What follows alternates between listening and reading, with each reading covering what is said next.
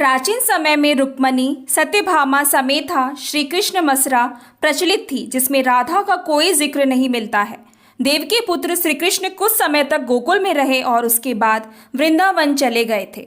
श्री कृष्ण राधा से 10 साल की उम्र में मिले थे। उसके बाद वह कभी वृंदावन लौटे ही नहीं। इसके अलावा कहीं यह जिक्र भी नहीं मिलता है कि राधा ने कभी द्वारका की यात्रा की हो। दक्षिण भारत के प्राचीन ग्रंथों में राधा का कोई उल्लेख नहीं मिलता है।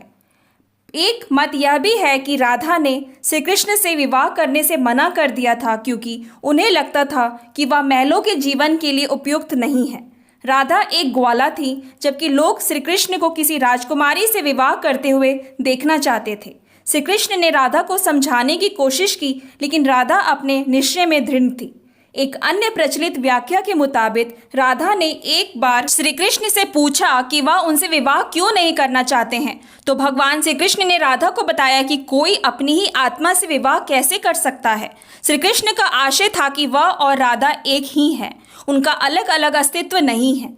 राधा को यह एहसास हो गया था कि श्री कृष्ण भगवान हैं और वह श्री कृष्ण के प्रति एक भक्त की तरह थी। वह भक्ति भाव में खो चुकी थी, जिसे कई लोग भौतिक प्रेम समझ लेते हैं। इसीलिए कुछ का मानना है कि राधा और श्री कृष्ण के बीच विवाह का सवाल पैदा ही नहीं होता है।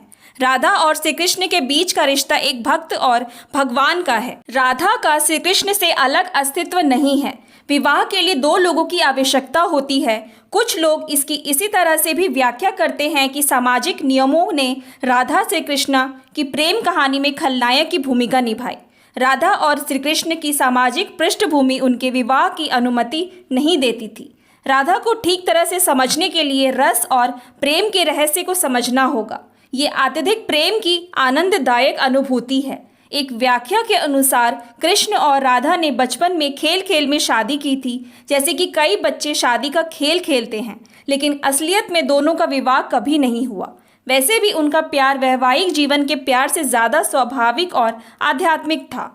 श्री कृष्ण और राधा एक दूसरे रूप में आत्मिक तौर पर जुड़े हुए थे, इसीलिए हमेशा राधा कृष्णा कहा जाता है, रुक्मणी कृष्णा नहीं। रुक्मणी ने भी श्री कृष्ण को पाने के लिए बहुत जतन किए थे। वह अपने भाई रुक्मी के खिलाफ चली गई थी। रुक्मणी भी राधा की तरह श्री कृष्ण से प्यार करती थी। रुक्मणी ने श्री कृष्ण को एक प्रेम पत्र भी भेजा था कि वह आकर उन्हें अपने साथ ले जाए। प्रेम पत्र में रुक्मणी ने 7 श्लोक लिखे थे। रुक्मणी का प्रेम पत्र श्री कृष्ण के दिल को छू गया और उन्हें रुक्मणी का अनुरोध स्वीकार करना पड़ा। इस तरह रुक्मणी श्री कृष्ण की पहली पत्नी बन गई। वहीं दूसरी तरफ श्री कृष्ण और राधा को विवाह की आवश्यकता ही नहीं थी। राधा श्री कृष्ण के बचपन का प्यार थी। श्री कृष्ण जब 8 साल के थे तब दोनों ने प्रेम की अनुभूति हुई। इसके बाद पूरी जिंदगी श्री कृष्ण से नहीं मिली।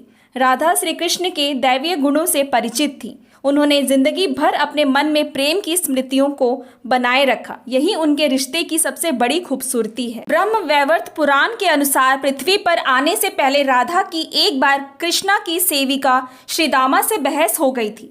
राधा रानी क्रोधित हो गई और श्रीदामा को राक्षस के रूप में पैदा होने का श्राप दे दिया। बदले में श्रीदामा ने भी राधा को श्राप दे दिया कि वह एक मानव के रूप में जन्म लेंगी और अपने प्रियतम से 100 साल के लिए बिछड़ जाएंगी।